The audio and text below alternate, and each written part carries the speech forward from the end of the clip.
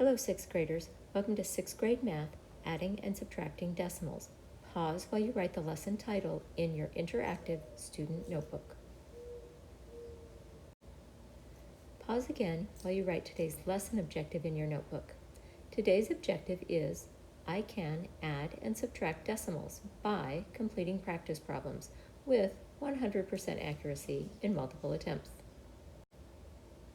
The Arizona State Standard we'll be working on today is fluently add, subtract, multiply, and divide multi-digit numbers, including multi-digit decimals, using the standard algorithm for each operation and assess the reasonableness of the result. As you can see at the top of the page, there's the pencil icon. That means you need to copy this key idea into your math notebook. And the key idea says adding and subtracting decimals. To add or subtract decimals, write the numbers vertically and line up the decimal points. Then bring down the decimal point and add or subtract as you would with whole numbers.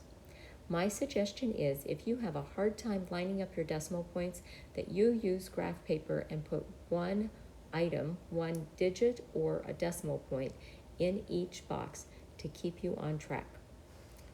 Example 1, adding decimals. We're going to add 8.13 plus 2.76. First of all, we estimate by rounding. So we round 8.13 to 8, and 2.76 rounds up to 3. So 8 plus 3 equals 11. So first thing is to line up the decimal points. When I write these problems, I always write the decimal point first, and I'm going to write this off to the side so you can see it. And then I write my numbers around it so that I am sure that I get things lined up. And then, before I ever start adding, first thing I do is I drop that decimal point down. And it says add as you would whole numbers. What that means is that if you need to carry something into the next place, you need to carry that. So 6 plus 3 equals 9, 7 plus 1 equals 8, 8 plus 2 equals 10. So we have 10.89. And we ask ourselves, is that reasonable? It's close to our estimate, so it is. Next, we're going to add 1.459 plus 2.37. So again, I start with the decimal points. 1.459, and I read that wrong originally. It's 23.7, not 2.37, so 23.7. And now things don't line up very nicely, so we're going to put some zeros there so that it looks nice and it's easier to see what we're doing. We put our addition sign. I'm going to put my decimal point down there in the answer. 9 plus 0 is 9. 5 plus 0 is 5. 4 plus 7 is 11, so I put my 1 there and I carry a 1. 3 plus 1 plus 1 is 5. And then there's the 2. And so we have an answer of 25.159. So this is the step that we added. We inserted zeros so that both numbers have the same number of place values. Let's look at this study tip before we move on. It says be sure to add or subtract only digits that have the same place value. So if you're looking at the thousandths place, you don't want to add that to the hundredths place. That's their nice way of saying make sure your stuff is lined up before you add or subtract.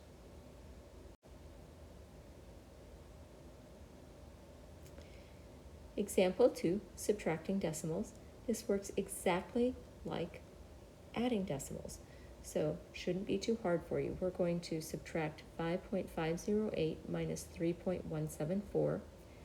We're going to estimate 5.508 rounds up to 6, 3.174 rounds down to 3, so 6 minus 3 is 3. our estimate is 3. And I'm going to write it down here, and it's probably going to be a little bit messier than what the book has, but I want you to get used to this process of writing your decimal points first. That helps you keep things lined up, and then writing the stuff around it. 5.508 and 3.174. Draw your line, make it a subtraction problem, put a decimal point, and then we subtract as normal.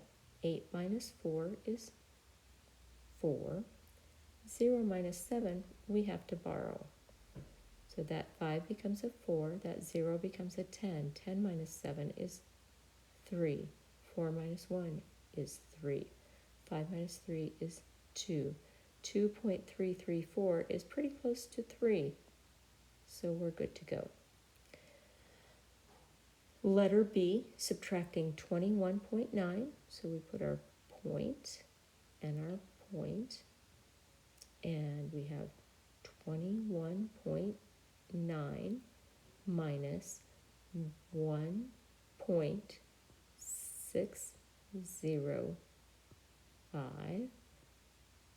Underline it, put the subtraction sign, and then it's super important that we have zeros up here because we're going to need to do some borrowing, and we can't borrow if we don't have anything to put our borrowings next to.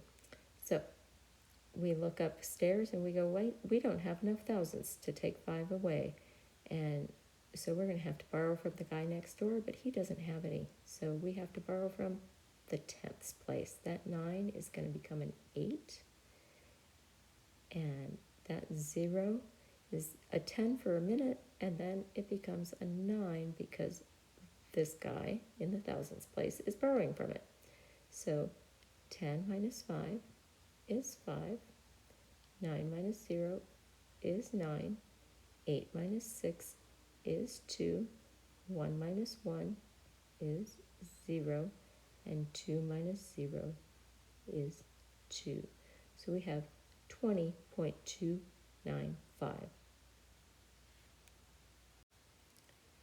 Here's our real-life application. Your meal at the school cafeteria costs $3.45. Your friend's meal costs $3.90. You pay for both meals with a $10 bill. How much change do you receive? It says use a verbal model to solve the problem.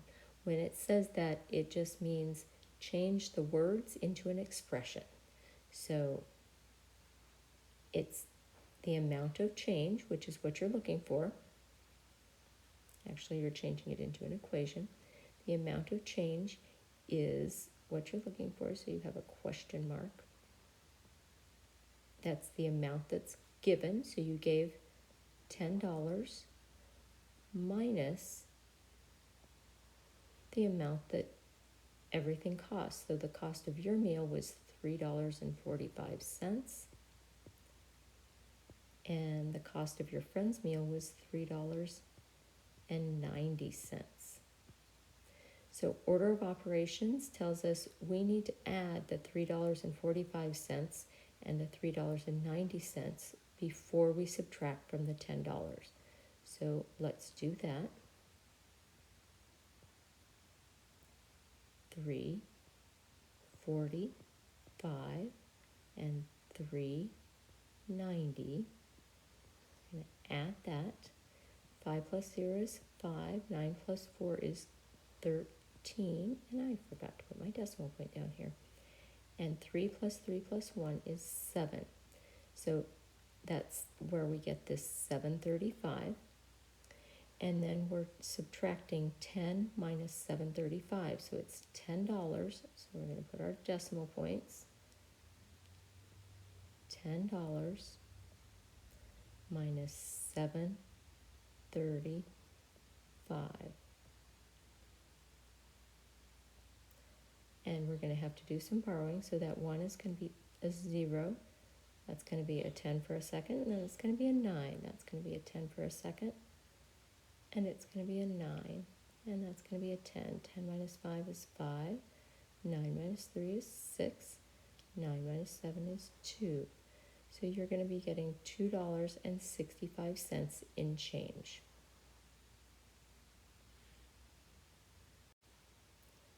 And here's our next real-life application. The Lincoln Memorial Reflecting Pool is approximately rectangular. Its width is 50.9 meters and its length is 618.44 meters. You walk the perimeter of the pool. About how many meters do you walk? So remember, perimeter is the length around. Okay, so it says draw a diagram and label the dimensions. So we did that for you. So you're going to walk each side one time. So there's a couple of different ways you could do it. You could multiply 50.9 times 2 and 618.44 times 2 and add those up. But what the book has us do instead is we're adding all of these numbers. So we put all of those decimal points and we add those up. So 4 plus 0, you can see the zeros in red because they had to add that, plus 4 plus 0 is 8. That's the first digit, which is actually the hundredths place. And 4 plus 9 plus 4 plus 9 turns out to be 26.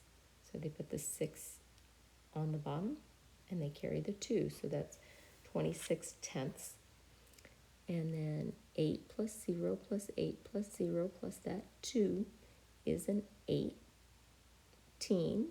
And so they put the 8 in the ones place, and the 1 carries over to the tenths place, and then they have their carried 1 plus the 1 plus the 5 plus the 1 plus the 5.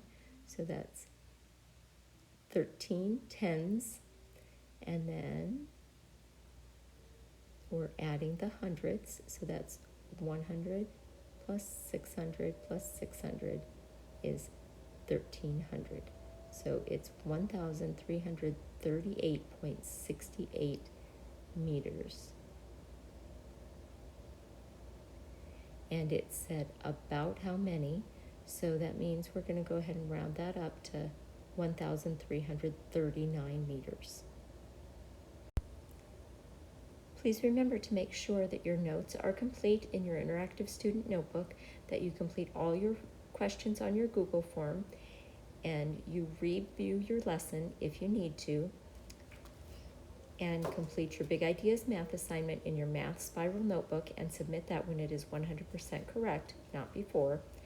And don't forget to track your progress on your playlist.